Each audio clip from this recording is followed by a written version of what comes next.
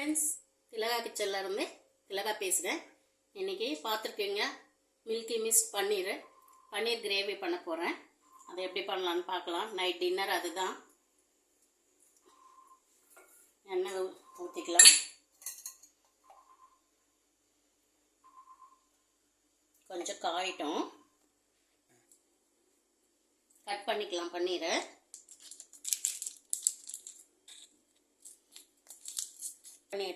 பன்னீரை கட் பண்ணி எடுத்துக்கலாம்.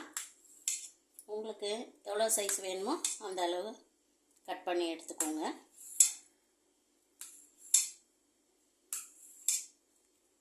பன்னீரை இந்த அளவு கட் பண்ணி வச்சுருக்கேன். கொஞ்சம் உப்பு, மஞ்சத்தூள், மிளகுத்தூள் வச்சுருக்கேன். இதெல்லாம் மிக்ஸ் பண்ணிக்கலாம். இந்த பன்னீரில் கொஞ்சம் காரம் பிடிக்காது, அதனால கொஞ்சம் ஃப்ரை பண்ணி எடுத்துக்கலாம். எண்ணெய் காஞ்சிடுச்சு.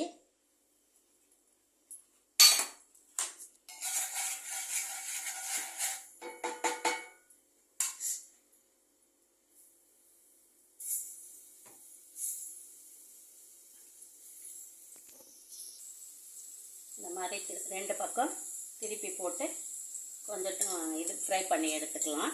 அப்படி பண்ணும்போது அந்த பன்னீரில் கொஞ்சம் காரம், உப்பெல்லாம் கொஞ்சம் இருக்கும். அதனால தான் அந்த மாதிரி பண்ணுறேன். ரெண்டு பக்கம் திருப்பி போட்டு பண்ணிக்கலாம். ரெண்டு பக்கம் திருப்பி ஃப்ரை பண்ணிக்கலாம். இதெல்லாம் எடுத்து வச்சிடுறேன்.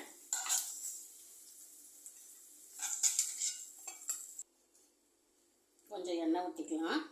இதிலே ஊற்றிக்கலாம். கொஞ்சம் எண்ணெய் காயட்டும். ஒரு 4 பட்டை போட்டுக்கிறேன். சோம்பு 1/2 டீஸ்பூன் போட்டுக்கிறேன். நல்லா பொரியட்டும். பிரிஞ்சி இலை 1 போட்டுக்கிறேன்.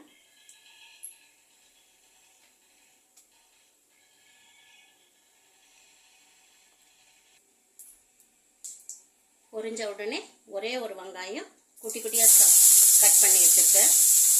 அதை போட்டுருங்க.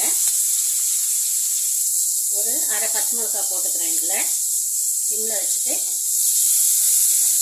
கொஞ்சம் வதக்கிக்கலாம்.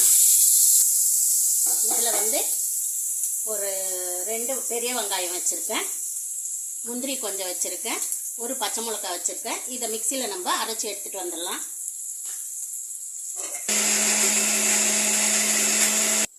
வெங்காயம், பச்சை மிளகாய், முந்திரி அரைச்சி வச்சுருக்கேன். இதை இதில் போட்டுடலாம். நல்லா வதக்கிக்கலாம். இஞ்சி பூண்டு பேஸ்ட்டு ஒரு 1லேருந்து 1.5 டீஸ்பூன் வரைக்கும் போட்டுக்கலாம். நல்லா வதக்கிக்கலாம். நல்லா வதங்கட்டும். 3 தக்காளி இதையும் அரைச்சி ஊற்றிக்கலாம். கட் பண்ணி வச்சுக்கிறேன்.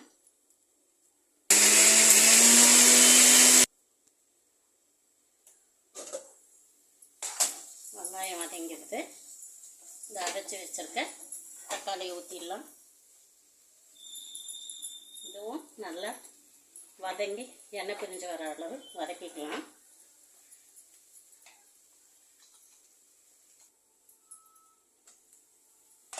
பாருங்கள் எப்படி எண்ணெய் பிரிஞ்சு சுருண்டு வருது பாருங்கள். இந்த மாதிரி வெங்காயம் தக்காளி நல்லா வதங்கினா தான் நம்மளுக்கு ஹோட்டல் ஸ்டைலில் பன்னீர் கிரேவி டேஸ்ட்டாக வரும். இது நல்லா சுருண்டு வரணும், எண்ணெய் பிரிஞ்சு வரணும்.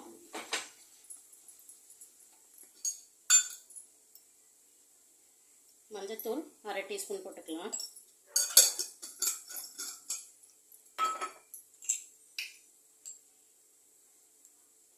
கரம் மசாலா 1/4 டீஸ்பூன் போட்டுக்கிறேன்.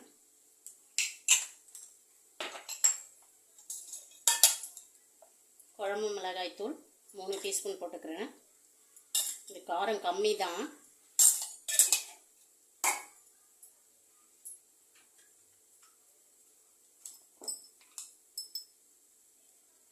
காஷ்மீரி மிளகாய் தூள் 1/2 டீஸ்பூன் போட்டுக்கிறேன்.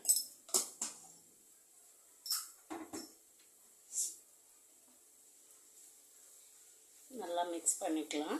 ஒரு நிமிஷம். மிக்ஸி அரைச்ச தண்ணியை கழுவி இதில் ஊற்றிடுவேன்.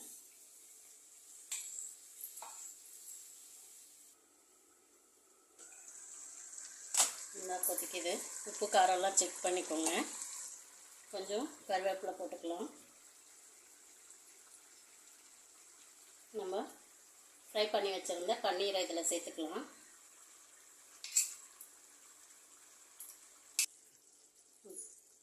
பன்னீர் கிரேவி ரெடி ஆகிட்டுருக்கு. இந்த பக்கம் பூரி சுடுறதுக்கு எண்ணெய் வச்சுருக்கேன். எண்ணெய் காயிட்டும்.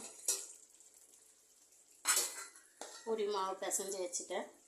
எப்போவுமே பண்ணுற மாதிரி தான். பூரிக்குன்னு ஸ்பெஷலாலாம் பிசைய மாட்டேன்.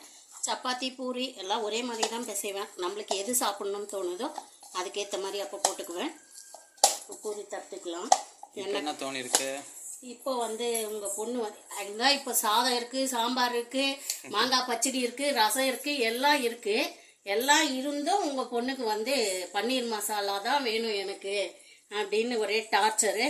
அதனால நாளைக்கு அந்த பழசை அப்படியே சாப்பிட்டுடணும். சாதம்லாம் நாளைக்கு சமையல் கிடையாது.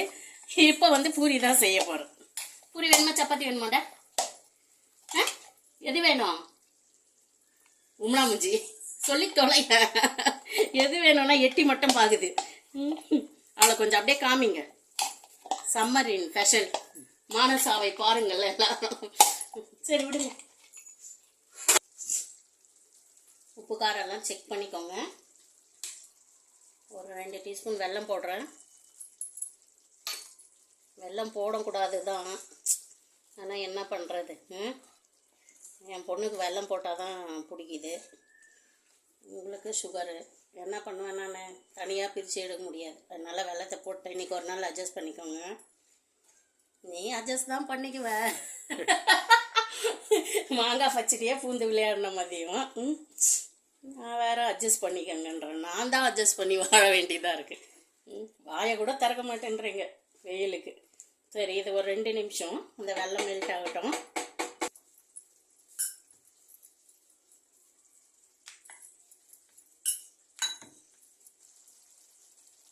பன்னீர் கிரேவி ரெடி ஆகிடுச்சு பாருங்கள். பன்னீர்லாம் உடையாமல் வந்திருக்கு பாருங்கள். இந்த உப்பு காரம்லாம் இதில் மிக்ஸ் ஆகிருக்கும். அதுக்கு தான் முதல்ல மிளகுத்தூளும் உப்பும் போட்டு நம்ம கொஞ்சம் ஃப்ரை பண்ணி எடுத்துக்கிறோம். உடையாமையும் இருக்கும், காரமும் உள்ளே இறங்கியிருக்கும்.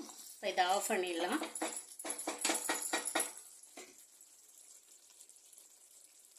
பூரிக்கு எண்ணெய் காயுது, போட்டுடலாம்.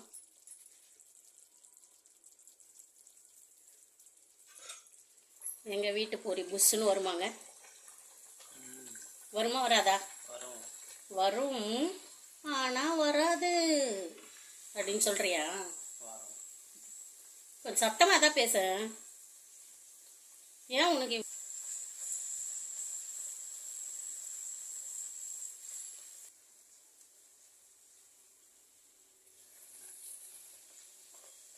இந்த கோதுமை தான், ஆனால் மைதா கலரில் இருக்குங்க.